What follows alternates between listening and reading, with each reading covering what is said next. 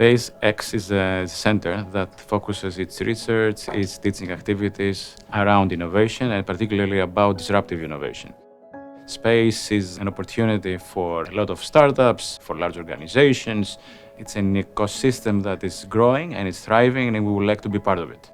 We're excited hosting this event tonight. For us, it's about learning more about the ecosystem, learning more about the opportunities, learning more about how we can solve problems. Space is for everybody. The applications that space offers to different sectors across our economy are wide-ranging and hugely enriching.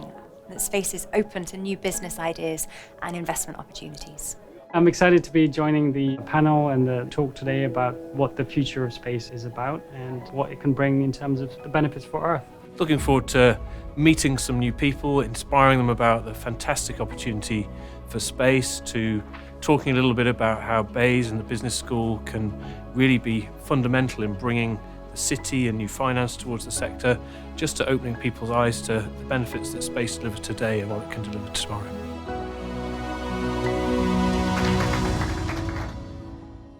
Thank you very much to the Centre for Innovation and Disruption.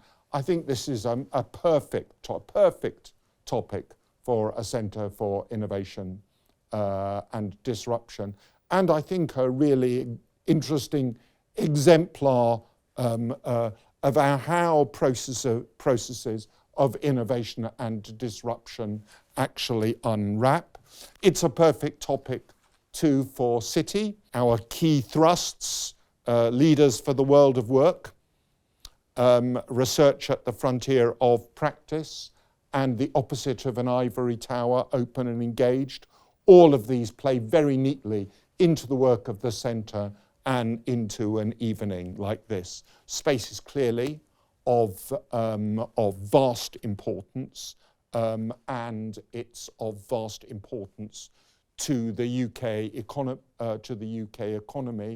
and to the growing UK space sector. I look forward to this discussion with significant interest, and I'm very grateful for the invitation.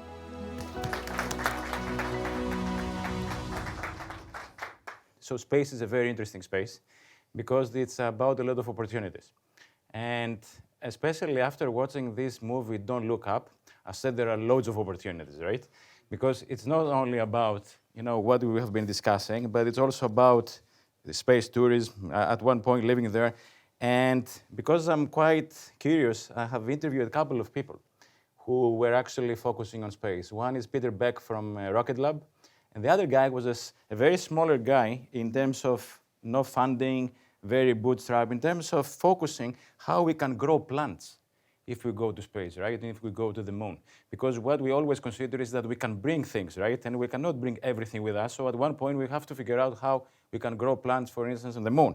So to me, this is a very interesting space because it's about a lot of new opportunities, like space tourism, of course, satellite communications that have been used from mobile phone companies to weather, or some hedge funds have also used, for instance, satellites in order to figure out, where there is more electricity, where there are more cars, in order to figure out whether these retailers have, for instance, customers. So whatever we can see from that side of our planetary system is always great, and it can give us a competitive advantage.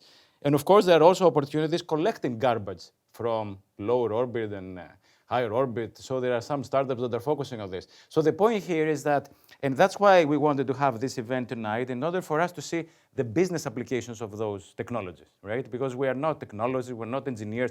We have some colleagues who come from different parts of City University who are engineers, and I'm personally grateful for them coming tonight and interacting with us.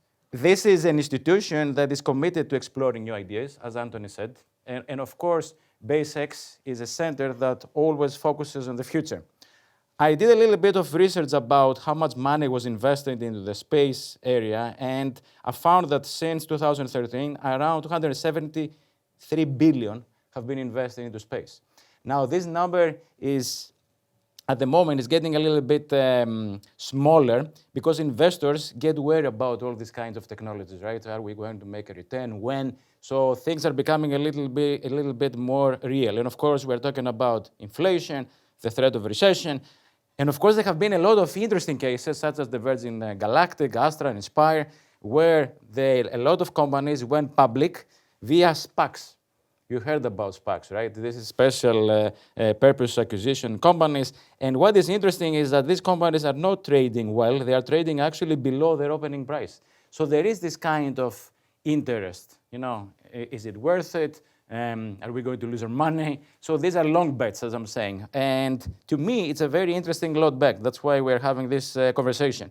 So BaseX, which is the Center for Disruption Innovation, and Sam is a fellow, and thank you, Sam, for organizing this tonight. I appreciate it, is focusing on exploring these new frontiers. So I wouldn't like to take a lot of your time. I just wanted to introduce you a bit what the event is about and what we value in terms of the center. And let me actually close by saying how delighted I am to have three amazing speakers tonight with us. Sam Adlen, who is the Chief Strategy Officer, CSO. I'm talking because these are business school students. Chief Strategy Officer at Catapult. Claire Bartram, another Strategy Director for UK Space Agency. Thank you very much for coming tonight. And Manish Shah, who works for a company called Orbit Fab. So I went to your website, and your thing is gas stations in space. And then you have this trademarked. And it made me more intrigued. Gas stations in space. TM, trademark. So I said, wow, I mean, we are having a fantastic panel. So thank you very much for coming, all of you.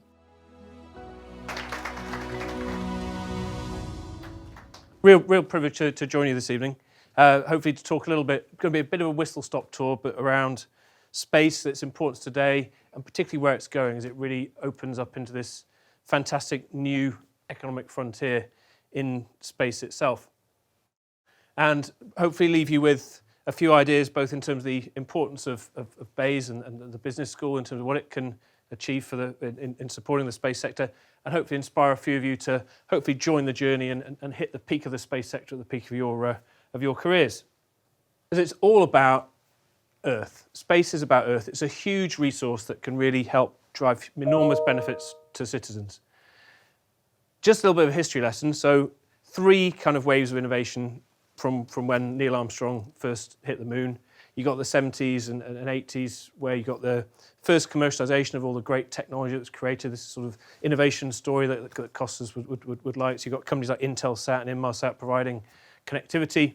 And then the third space age, the democratization of space, arrived in the early 2000s. Some of you will be aware of Virgin Galactic and the efforts there, and it's quite timely as that's all sort of come full circle now with the launch in the UK.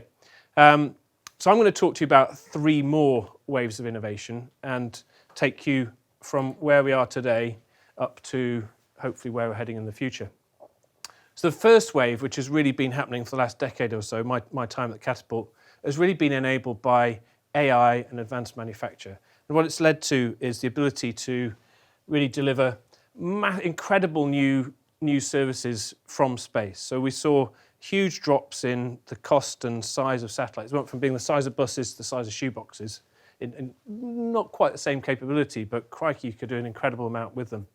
So in terms of, it's been orders of magnitude change we've seen over the last decade. It's been incredible. So when I first started at Catapult 2013, if we launched 60 odd satellites in a year, that was a mega year. Now people don't blink if there are companies launching 10,000 satellites. It's commonplace. So orders of magnitude change. And then Costas touched on investment. When I first started at Catapult, about $2 billion a year was invested in terms of private capital into the space sector. Cumulatively, it's $250 billion in Q1 last year. So you can see the orders of magnitude change. What that's led to is satellites that can now deliver observation almost by the hour, that can help us manage our planet in ways needed for the 21st century. We've got connectivity everywhere. We've got GPS, needs intelligent users to be able to get to sort of make the most of it and not go to the wrong business school entrance. But GPS is pretty incredible. And sort of really maximize everything in terms of what space can deliver to citizens. The second wave is the really interesting thing for me. So that's where we are today. It's all about AI and robotics, because what we're about to see is space really enter this whole new era of infrastructure development, of economic development in space. And it's all underpinned by a massive drop in launch costs. So today we've already seen 2 orders of magnitude change in launch costs since the days of the space shuttle, but we're due to see an order of 2 orders of magnitude more if Elon Musk does this stuff. And even organisations like Citibank there with the chart, you can see that that's due to drop to around $500 per kilogram. It completely changes the way you can think about space. So rather than single missions to do single things, you could launch, JCB could launch a digger into space and stick it on the moon very simply. You could launch big stuff and stick it together. Manny's going to talk a bit about that sort of thing. You can launch hypermodular stuff, but millions and millions of things that you can stick together and just create this enormous large infrastructure in space. And that infrastructure can deliver commensurately large benefits to Earth, which I'm going to talk about shortly. And so for the first time in over a century, we really have the opportunity to build the infrastructure, the new roads, the equivalent of the roads and railways. So Manny's going to talk to us about fuel stations, but sensors, robotic manipulators, the underpinning infrastructure that can help us to build this new economic activity in space. And if the last decade's been about space benefiting citizens and Earth through things like observation and communications, the next decade is about it's about sectors being active in space. So think energy, think healthcare for new products, think tourism, think construction. So we're really going to, this incredible innovation opportunity, and which can drive a huge influx of capital from other sectors. And for me, the term economic development is exactly right. It's exactly what we're going to see. In the top left there, you've got some dudes with lightsabers fighting a woolly mammoth. It's sort of supposed to represent humans as hunter-gatherers. And then we all know the great acceleration that happened on Earth when we decided to come together to cooperate. We grew crops, we can now grow tomatoes, and we can paint pretty pictures with UAVs on fields, which is pretty cool, aren't we? Amazing. Space has been right back in the dark ages. Assets were launched to be as far away from each other as possible, both so they don't crash into each other and so they don't interfere with each other. What we're about to see is this change where assets are consciously launched to be together. If you can launch stuff to be together, the economic benefits, the interactions of this system of interacting system of capital and exchange is going to enable all sorts of new benefits. That's where we are. That's the transition we're about to see in space. It's going to deliver all sorts of new benefits.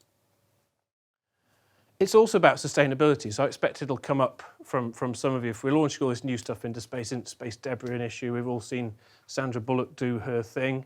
But actually, for me, this is about making space sustainable. The way we use space today is nuts. It's stupid.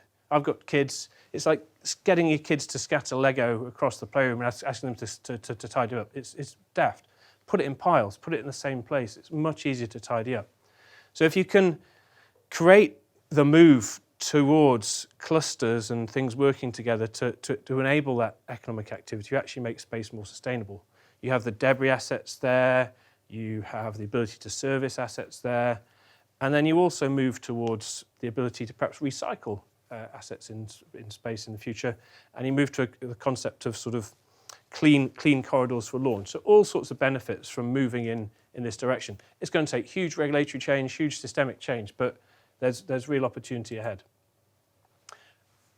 And important for the business school, I think, and for the UK, it's a major opportunity to leverage private finance. So these are just some of the ideas for big infrastructure projects that you can create in space. So with 2050 market sizes, all major terrestrial markets, huge needs from citizens, which means that you can actually raise private capital to enable some of these. So space data centers, space-based solar power, direct-to-mobile communications, microgravity, materials development in microgravity, new drugs, new pharmaceuticals, continuous continental scale monitoring. These are all things that space can deliver.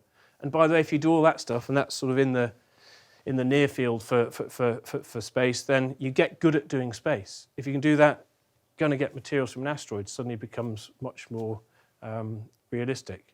And in doing so, you're creating all these opportunities for this underpinning infrastructure in space as well. And I love this from a BayesX perspective. I mean, Kostas and I have had a few good conversations over the years, but one of the things that really resonated when we had a first chat was this phrase, courageous conversations. Because some of these things, people won't, their initial reaction is, whoa. But actually, with the courageous conversations, you can bring the right stakeholders together to really enable these sorts of things to happen. And Space Solar is a company I'm co-CEO of, and that's actually starting to get the right traction, the right sort of interest from investors to make a material difference to things like net zero. And it's a huge opportunity for the UK. We've really got to take this new economic development of space in a structured way. We've got to use all the tools available to us. We need public and private actors to kind of work together in partnership. If we think about demand, how can governments provide some of those forward contracts to enable the finance to flow? From an infrastructure perspective, how can we actually get good at space? Can we create perhaps a test bed, a trial ground, a playground in space where we can get good at close proximity operations, at robotic assembly? How can we get governments to actually invest in space infrastructure like they invest in roads? Something for Claire to think about. We've really got to move in that direction.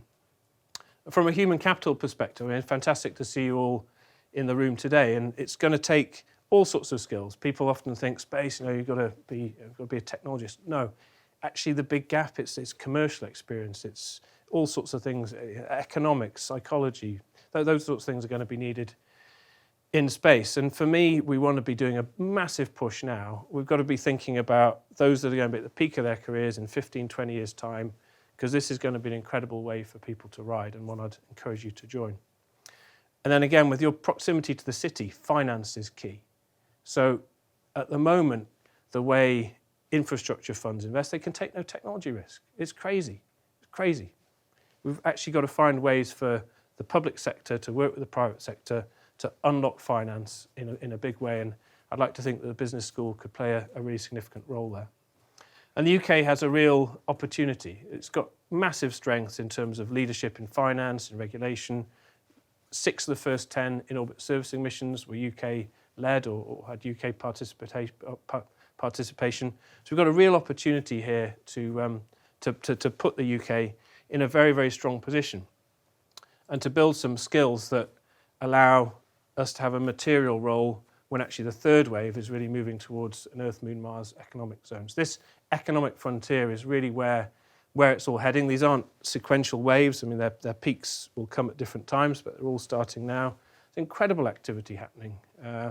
Again, you've got sort of materials development there and real economic activity that's going to drive huge, huge benefits to Earth. So my final slide is just to encourage you all to, well, hopefully understand a bit more about the space sector, but be bold, create that future. I really like this Neil Armstrong quote. If you shoot the star, but you happen to miss, shoot for the moon instead, which is great. The other thing he said, which I also like, is people tend to overestimate what they can achieve in a year, but completely underestimate what they can achieve in a decade. The next decade for space is going to be huge. And I think we've all got a massive opportunity. It's not just about Elon Musk and Richard Branson. It's about individuals, it's about teams, it's about coming together, it's about being bold, it's about having those courageous conversations, and hopefully together we can help space to be a huge driver for a bright, bright future on Earth. Thank you.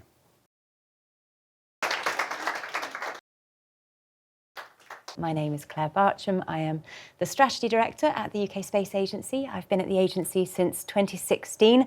I started out with our spaceflight programme, designing the next steps that we would need to take to achieve first launch from a UK spaceport, more on which later, because you might have seen we've been in the news a little bit.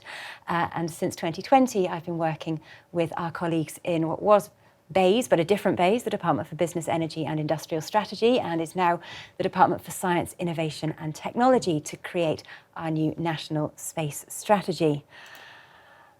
What I'm here to talk about today is, of course, why government is interested in space.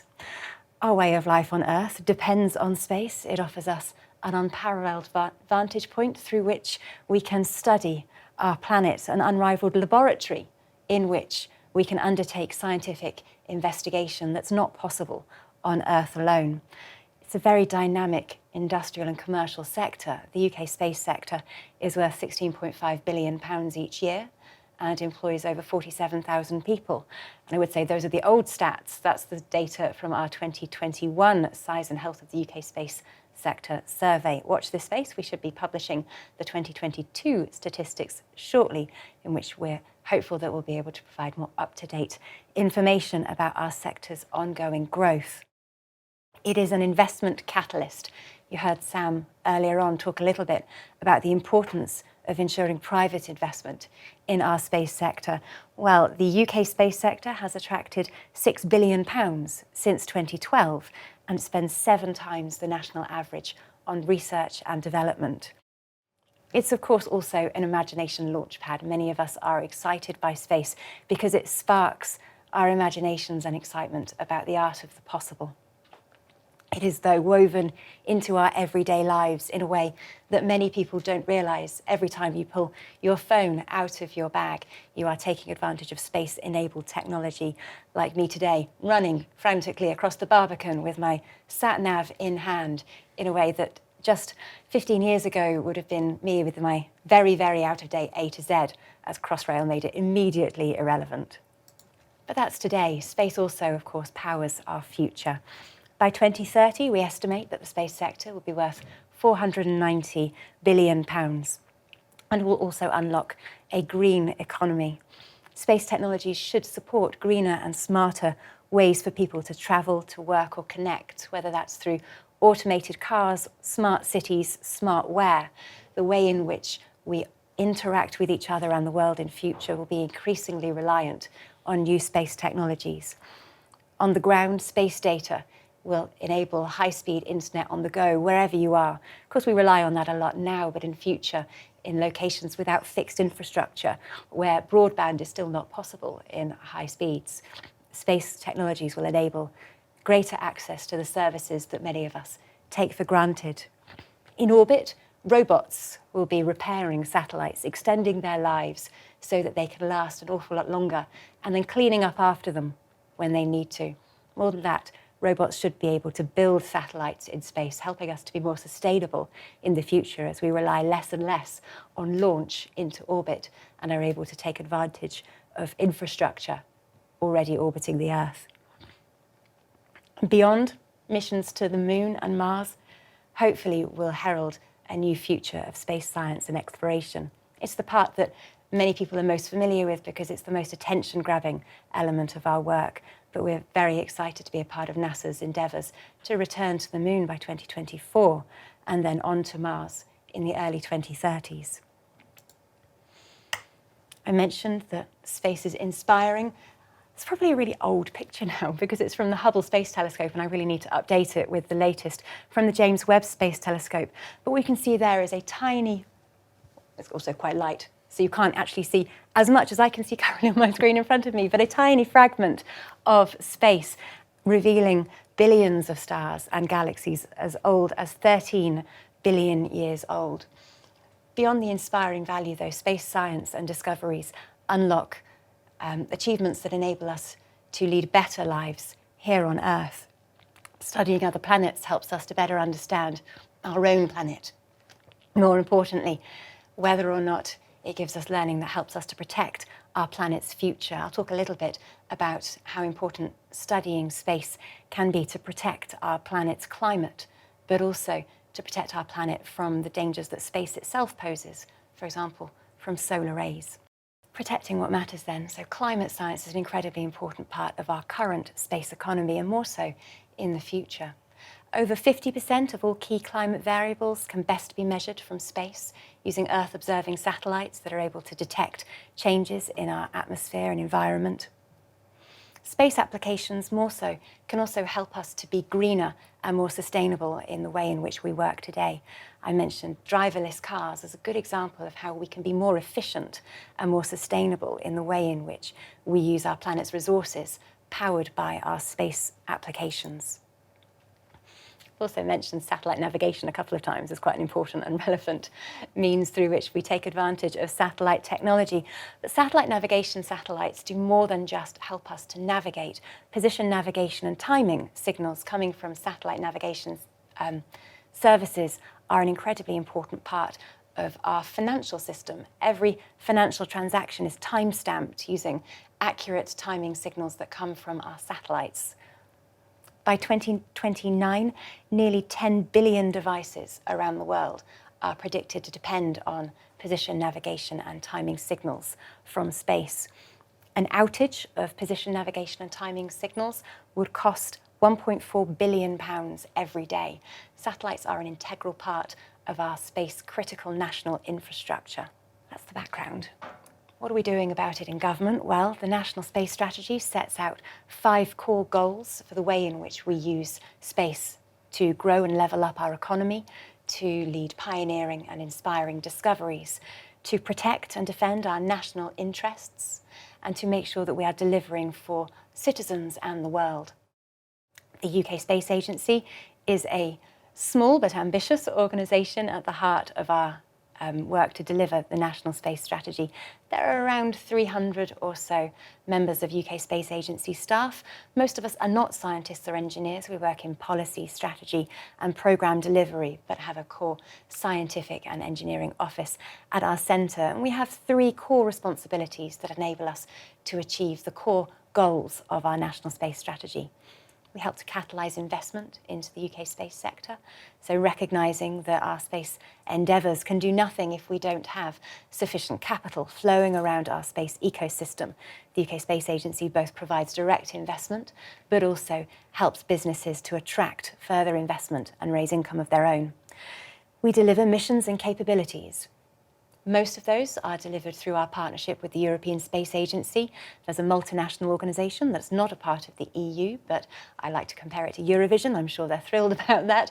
There are many members of the European Space Agency who indeed are not formally a part of ESA. Canada is an affiliate member, but it's a way through which we can collaborate with other like-minded nations, take advantage of our shared capabilities, access, for example, expertise or facilities that we don't have on our own shores, but also provide leadership from those areas where the UK excels to participate in shared missions. And we champion the power of space to improve lives. Being part of the UK Space Agency gives us an unparalleled platform. We are, for example, amongst the top 5 social media accounts in government. Because space is intrinsically exciting, we need to take advantage of our opportunity to encourage greater interest, both from the wider population, so that the public really understands the importance of space to our national interests and economy, but also from customers and investors, those who don't yet see space as a core part of their business, but we would argue should. We judge our success by our North Star metric, that is the value of investment that we enable our space sector to raise. It's really difficult to calculate. As any economists in the room might know, what we can do is work out how much investment the space sector raises. What's really hard is working out what they would have raised if the Space Agency did nothing at all. How much of that is linked directly to the Space Agency's activity is a challenging metric for us to use, but one that we are looking into at the moment. We have a roughly £600 million budget, but across the course of our spending review period, we have broken down our investments, as you can see, against 8 specific priorities. Launch. I mentioned that I come on to talk about launch because most people might have noticed that we have had quite a big year with launch so far. We sought to launch the first satellite from a UK spaceport in Cornwall in January, and whilst the satellite did not itself reach, or satellites did not themselves reach orbit, we successfully proved that the spaceport works. We are able to launch into space from the UK. It was a very significant milestone on our journey to be a commercially launching space nation.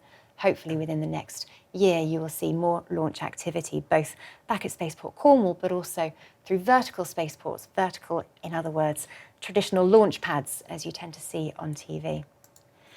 Innovation, a second priority for us. We would like to make sure that we're enabling the UK space sector to compete on a global stage, and so we invest in research and development activities that help them to do so. Levelling up our space economy, we recognise that the bulk of our space economy at the moment is concentrated in London and the South East, but with flourishing centres elsewhere in the country, including in Scotland, where they manufacture a large number of small satellites. In line with wider government priorities, we're looking to further distribute the benefits of our space economy around the country. I mentioned Earth observation, incredibly important for the way in which we use space to protect our climate. We are hopeful that both through our climate monitoring activities domestically, but also through European Space Agency programmes, we're able to put the UK at the forefront of global climate action. Taking advantage also of our assets in low Earth orbit. So traditional satellites have, of course, a huge amount of capability that they offer for us, but we're increasingly seeing companies take advantage of capabilities in a lower orbit, such as OneWeb, who have launched a constellation in low Earth orbit, which provides, or will provide when it's fully up and running, broadband services, and that's an area where the UK government has taken a stake.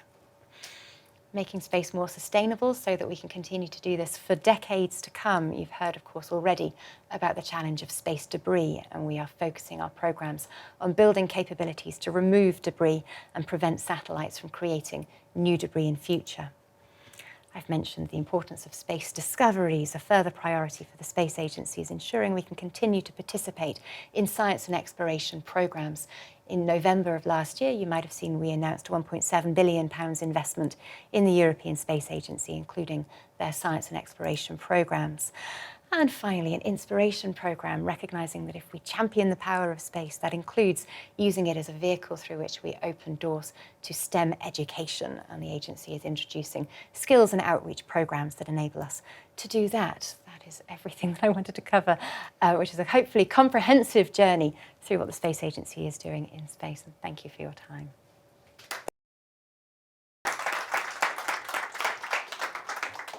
Hi everyone, I'm Mani Shah. I'm the Managing Director for OrbitFab UK and Europe. How many of you have heard of OrbitFab? A couple of people, yeah. Still more than I was expecting. So OrbitFab was founded in 2018. As per Costa's mentioned, the gas stations in space trademark. It has its roots in the US. It's a Colorado headquartered company focused on really building that fuel supply in space. So similar to how we have on Earth, fuel drives the economy in any environment, right? So the way that we operate currently in space is very much a throwaway use and discard model, where if you have a satellite, it carries all the propellant with it. Think of you were to drive your car and you just took a trailer full of petrol, and then when it runs out at the end of the life, you ditch it on the side of the motorway. Like, that's basically how we operate in space. Seems quite crazy and silly to be doing that. And per kind of what Sam was saying, a lot of this, the paradigm that we operate in space really does need to change and evolve towards a more sustainable model. We were a venture-backed company with multiple strategic investors, including a couple of major global primes, Lockheed and Northrop Grumman. We're the only company that they've both invested in. They don't normally co-invest in such a way. And we've also got investment from Munich Re Ventures, and they found interesting ways that they could create insurance products. So if you think about satellites that have refueling as part of their approach, how much more does that make their satellite, those systems, in terms of the flexibility it provides and the freedom in terms of if there's a failure in the future or the fuel runs out too soon, and we've seen a few of those issues occur in the last year. That enables interesting insurance products such that if you've got refueling as part of your asset, you can have a lower risk premium on your insurance, for example. So kind of backing off a bit in terms of what our mission is, it really is to build the in-space propellant supply chain and kind of become that midstream, downstream oil and gas of space. It's part of a broader vision of a bustling in-space economy that is supporting permanent jobs in space. So you can't really bustle without fuel, and that's why we really believe that this is critical to the future economic development of space. Wrong way. So I mentioned founded in 2018. We have a UK presence that was established a year ago, and we're growing quickly in the UK as well. We've got a number of contracts from the UK Space Agency, so thank you, Claire. We're working across in terms of the US and the UK in terms of some collaborations that we have ongoing. We're about 60 people. This is slightly old, close to 70 now. I mentioned we've received investment from global primes. 2 successful spaceflight missions. I'll go on to that in a moment. And we became, one of those missions, we became the first private company to supply the ISS with water, which was very interesting. Touch on that a bit more later. And as part of our offering, how are we enabling this capability? Well, we've got RAFT, which is the Rapidly Attachable Fluid Transfer Interface. That's the acronym. We love acronyms in the industry. And if you put this interface on your spacecraft, it enables your spacecraft to be refuelable. And it's literally a drop-in replacement. You just put that in, and it enables your spacecraft to be refueled. So that has now been baselined on over 100 commercial missions, as well as several government satellites. And so that's one aspect. The other aspect of our business is selling the fuel in space. And we've got a couple of contracts in orbit for orbital delivery already. I'll kind of touch on those in a bit as well. And we'll work with a number of customers and partners around the world. Okay, so the way in terms of our refueling architecture, it's quite a simple shuttle depot network that we're developing across LEO, GEO, and cislunar orbits. And what that enables is, so the way we went about it is, how do we simplify the cost and minimize the cost and complexity for enabling refueling of assets? And this is the architecture that we've developed. And this consists of low-cost depots. These are tanks that are storing propellant in orbit. And then the shuttles that are kind of the delivery vehicles to deliver the propellant to customers. Some customers can come to us and take the fuel directly from the depots. There are others who would prefer and don't have the capabilities, so we would go directly deliver to them. So I mentioned our kind of commercial business model involves selling RAFT and the fuel in space.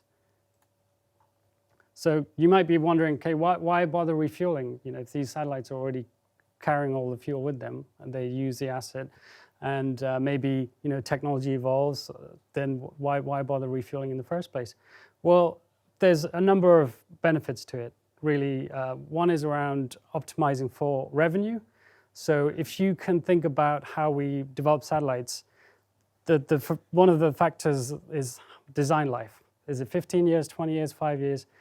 And the fuel tank is also a kind of driver of that. So if you can, instead of launching satellites that have fuel for 15, 20 years, you bring that down to 10 years, that saves a lot of fuel mass, right? So what can you do with that mass? Well, you can either increase your payload capacity, so the revenue generation aspect of your asset, or you just take those cost savings and it goes kind of direct to the bottom line, basically. So trading that fuel mass for payload mass is an interesting one. You can decrease launch costs as well. Every kilogram of mass is easily $5,000 to $10,000, so that adds up quite quickly. You can enable faster asset deployment to get to your orbit a lot quicker, and I mentioned realizing those direct cost savings. The other aspect is around how you can enhance your spacecraft's mobility. So you can have the ability to reposition assets. Currently, fuel is a finite resource, so every time you try to move your asset, that's depletion of the fuel life. So the decision to move that asset becomes so critical, kind of like the number of steps you need to take to make that decision is quite cumbersome. So that's a huge kind of, shall we say, a barrier to be able to have the flexibility to move assets. Similarly, negating the need for mission life reduction that's caused by collision avoidance maneuvers. That occurs when you have more and more assets in orbit, and the potential of collision risk is higher and higher. You can enable on-demand retasking and correct. A lot of times when spacecraft are launched, they end up in the wrong orbit. So those assets get lost typically. And sometimes you are able to correct them by using more of the fuel.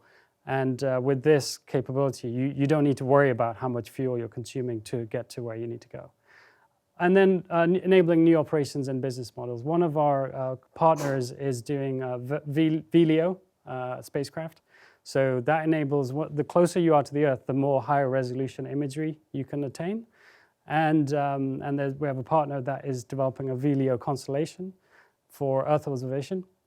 And in order to maintain those altitudes, because of the atmosphere, you tend to kind of deorbit faster, essentially, and you have the potential to burn up. So in order to maintain those, you need to have enough fuel to keep that orbit. So we will be doing regular refuelings of that constellation.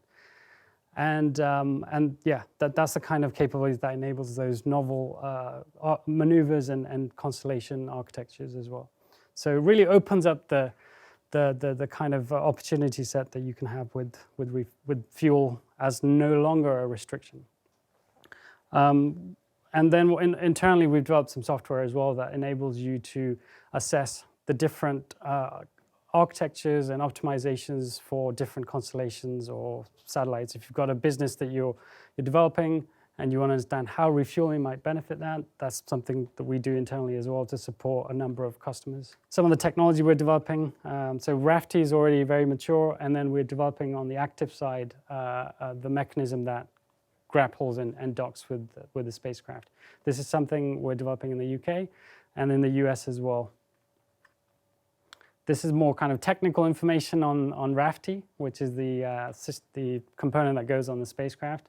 And as you can see, the hand is very small, minimal kind of footprint on any satellite, and it weighs less than a kilogram, so very light. Okay, if anyone wants to know any of the client spacecraft requirements, please come to me, and I'm happy to share more. Just a bit more of the fun kind of missions that we did. The first mission we did was the FURFY, which was a demonstration on the ISS, and this was to do propellant transfer across 2 tanks. And that was quite an interesting mission because when we went to NASA to propose this mission, they said it would take 24 months because when you have 12 liters of water and you have astronauts, there's a potential leakage, and surface tension is the highest force. Just imagine potential problems that may arise. If it goes around the astronaut, they cannot move it out of the way. They're going to literally drown in that water. So NASA was like, this is a catastrophic hazard type of mission. So it'll take 24 months to go through all of the steps to make it work. But we managed to do it in 4.5 months. So one of our principles is velocity. We like to move quickly, iterate, launch, iterate, and kind of de-risk our technologies as quickly as possible. And at the end of that mission, I should have said, we resupplied the ISS with water and became the first private company to provide the ISS with water. And then the next mission was Tenzing. This is our first demonstration of storing propellant in orbit, our first depot, and it really helped de-risk a lot of technologies for us in understanding how you do kind of storage, long-term storage of fuel, and what are the operational aspects when you operate such assets. So we did a lot of the de-risking of like rendezvous prox ops technologies. We developed a lot of the tanks, valves, all of the related technology internally. So lots of good lessons learned there. And our next phase is around the Trailblazer program, which is to do end-to-end refueling in orbit. And that will be occurring, the first mission we have for that is Podracer 1. And that will be in Q1. We've got our launch booked in January on Transporter 10, SpaceX launch. And that will be to do rendezvous and prox ops demonstration of the technology. And then further on from that, we'll do the next mission will be kind of docking and refueling. So we're very close to doing actual refueling in orbit. And in fact, we have contracts in place for refueling customers already, including the US DoD for delivery in 2025. So quite a short window of getting this done. That's why we really like to move fast and get our customers the fuel they need. And then, but that's on the government side, and this is on the commercial side. We've got a contract as well with Astroscale to do fuel delivery in orbit, and a partnership with a company called ClearSpace that's doing debris removal. Both Astroscale and ClearSpace are doing debris removal. So we work across the ecosystem, across all of the partners, to be that kind of infrastructure layer that enables them to conduct their operations. Because if you think about a debris removal vehicle, if it only has enough fuel for 1 or 2 removals, then that's not very sustainable. You spent so much capital into that asset for it to then just be kind of lost because it ran out of fuel. So we really kind of want to change that paradigm and support their business case as well, right? Okay, I think that covers it. Thank you all very much.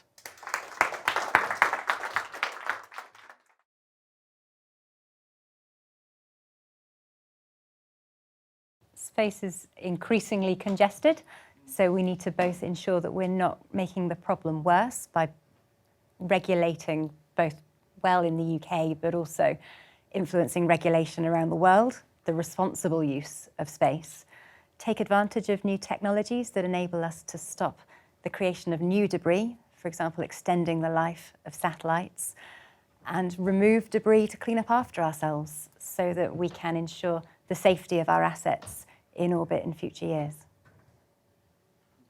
I think somewhat related to that, it's a combination of scaling and doing it in a sustainable way. So if we want to take advantage of the economic development of space, there's a huge scale involved in terms of the opportunity that space has to offer. But if we're not going to do that sustainably and we approach space the way we've approached Earth, that's to the detriment of humanity, right? So we've got to kind of change our mindset from the get-go towards a more sustainable approach to doing that. And I think doing that right will be the biggest challenge. Yeah.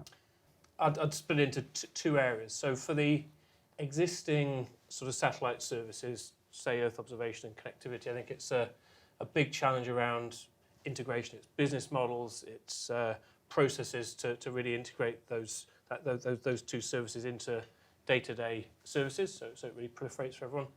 And then on the in-orbit economy side of things, I think there's a fantastic challenge around how you actually assemble stuff in space. We can unlock that, then what we can create is limited by your imaginations alone. And to support that, I think regulation is going to be a key, both challenge and enabler.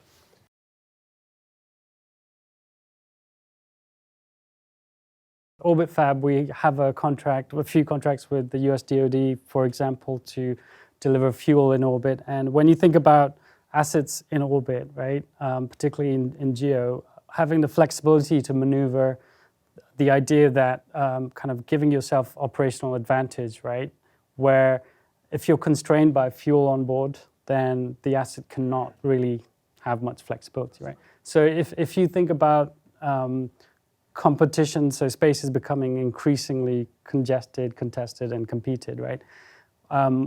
As it comes to those kinds of scenarios, you want to have every capability that make sure you are kind of a step in front of the competition, and by competition I mean adversaries.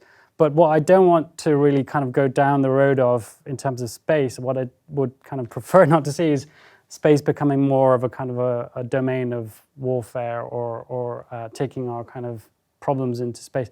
I say that with the knowledge that, I mean, today it is at least indirectly a domain of warfare, right? When you think about jamming of assets, the kind of hacking of systems, the inspection of systems, sorry.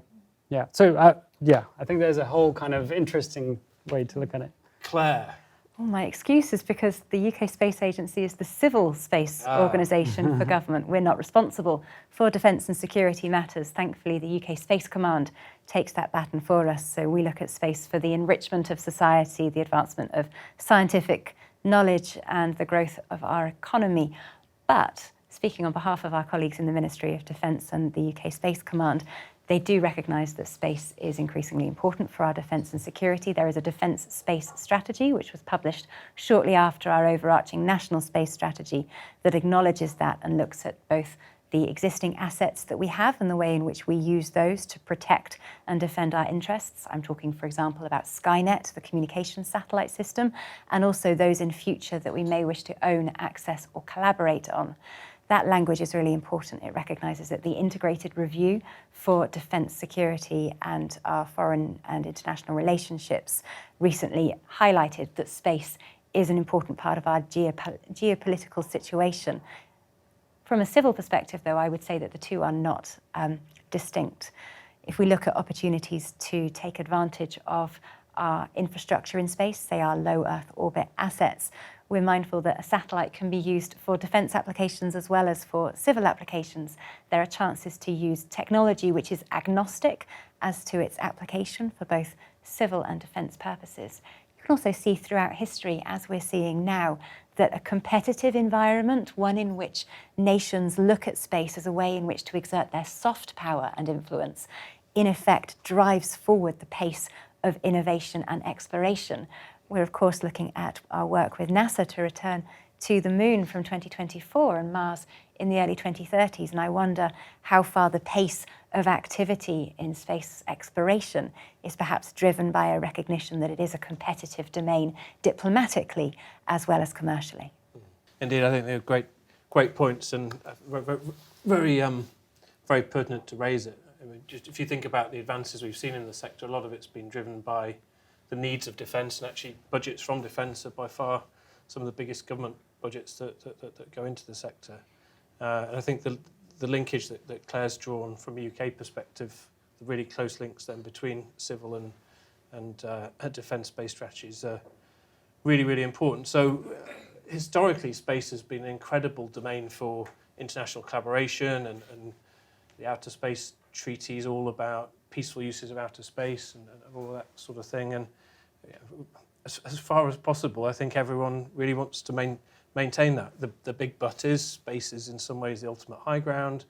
As Manny and Claire have said, it's contested already, and it is a really important part of warfare already. But actually, then the way that things can evolve in space is. I mean, I'm pragmatic. I'd love to be an idealist and think that it's going to continue the peaceful uses of outer space. I think, sadly, we're already seeing that space is at least bipolar, if not multipolar, in terms of how it's going to evolve. And it's just fascinating.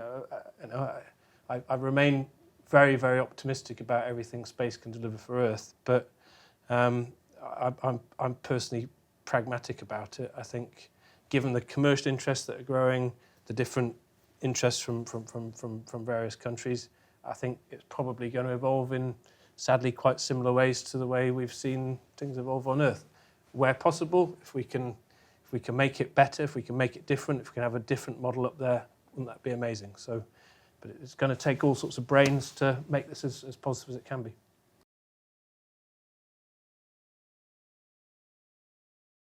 In terms of kind of launch pads around the world, there are a growing number of them, and increasingly more and more governments are kind of stepping up. Just in the UK alone, we've got 7 last count in terms of proposed and under development and now in operation, one of them. But for which Claire deserves enormous credit, by the way. Yeah. Claire that drove it and set it up for how many years? 2 to 3? 4. 4 years. So it's Claire that set it up. Yeah, no, it's amazing to see the progress of that. And I think fundamentally, when it comes to access to space, it is really about payload capacity and like how much you can get up there, right? So things like Starship are really going to be game-changing for that. The idea that each Starship carries 150 tons and at a crazy reduced price. I mean, we may not see those prices for a while, but the kind of aspirational goals they have there are really impressive. And the goal is to launch once a day or something. So it's that kind of really step change in capability is what will transform the industry, I think. Mm-hmm. Yeah.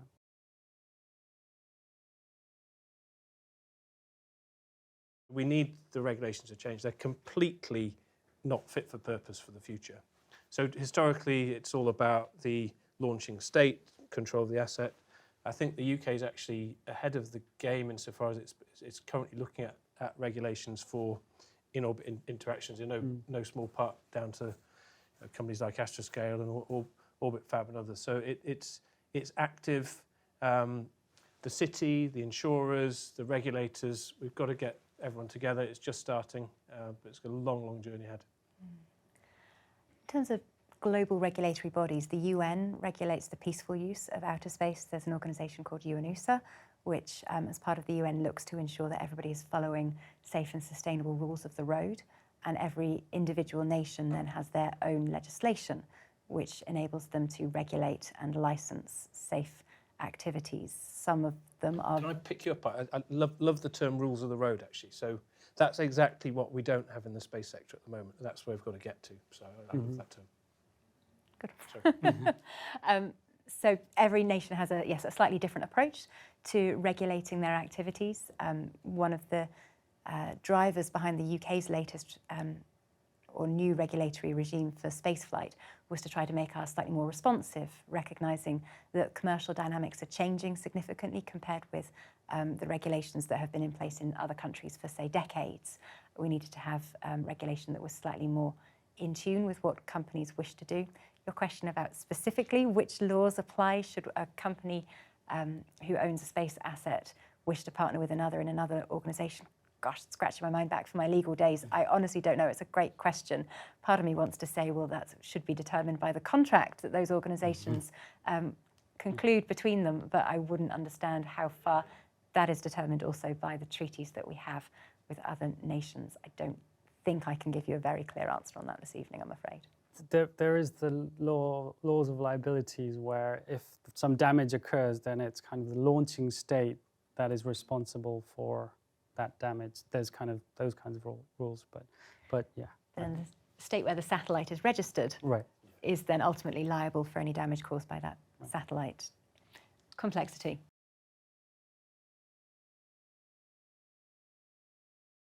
Some space applications have been used through programmes such as the International Partnerships Programme, which was a UK Space Agency programme from around 2016 to around 2021-ish, which looked at ways in which we can use space to promote UN Sustainable Development Goals. So as part of that, a number of projects were funded which enabled, for example, governments in South America to monitor illegal logging and deforestation.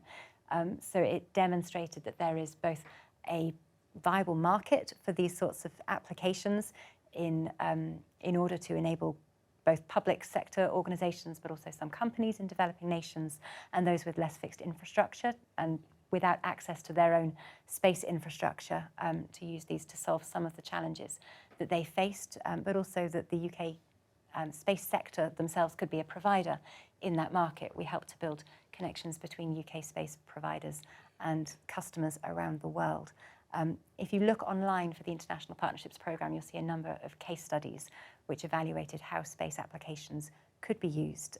I've mentioned earlier that there's a company called OneWeb, an organisation which is looking to also supply broadband services to places around the world without fixed infrastructure. So those where traditional infrastructure providing, say, fibre optics based broadband isn't really available, a way in which we can hopefully use space assets to democratise access to services that we take for granted. Yeah, kind of off the back of that, Starlink is also another service that's providing connectivity to areas with limited broadband. For example, in Ukraine, they delivered tens of thousands of terminals, user terminals that enabled them to access the internet because their whole infrastructure was wiped out. But also in Iran, where there were a lot of protests, and that enabled access to resources online and things like that. So that kind of democratization of access to the internet is another way it's enabling. Yeah, so I think the way space services are driving sustainability on Earth is actually space has done an incredibly good job of that. I mean, we need to communicate better because people still think about the moon as probably the first synapse that connects. But actually, it's so important, and it really is this democratization story, and lots of governments and companies and foundations addressing that. I think on the in-space bit, it's slightly more challenging. I don't really have a comment other than to say that it's something we need to keep at front of mind. I'm personally really positive about the fact that you've got Bezos and Musk and others investing money into space, because it's probably better than investing into, for me, social media. They're actually creating stuff that is going to benefit the Earth, but we then do need to make sure that the ultimate access to space, the way space is used, is indeed democratized, and there's some really nice initiatives. I think what's the Moon Village initiative and things like that. They're really trying to look at trying to create new economic and governance models, and sort of not take the way we've done things on Earth today and just drag and drop, but actually create something new. So it's such an interesting time to make sure we move in that direction and not too much path dependency. But it's going to take everyone's sort of energy and excitement to get involved and make sure it does move in the right direction.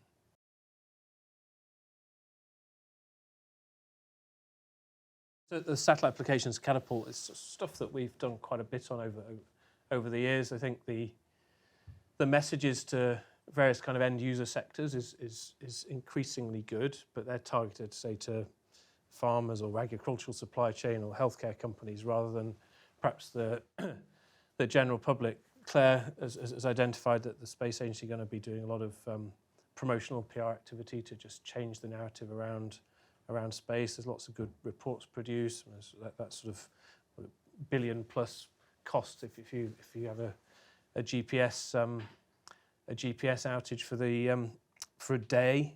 But yeah, there's tons and tons of work to do. I think one of the challenges that I'd highlight is that actually if the space services of today do their job well, we shouldn't see them.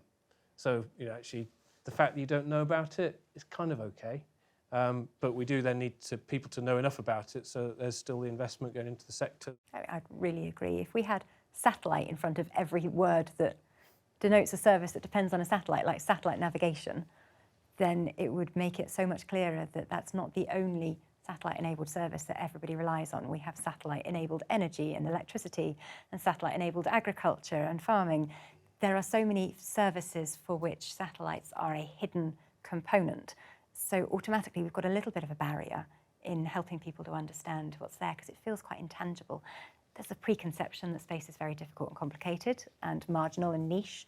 I'm often asked, how do you get involved in the space sector with the assumption that you must have studied astrophysics for decades? And no, you don't. But the assumption there is that space is remote and that there are barriers that don't really exist. So there's something about preconceptions or myths.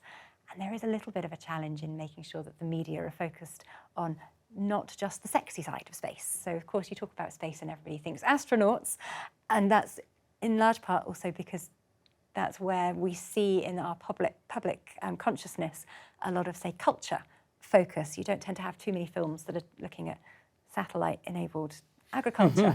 They tend to be about the exploits of astronauts and space exploration, so that there's perhaps something there.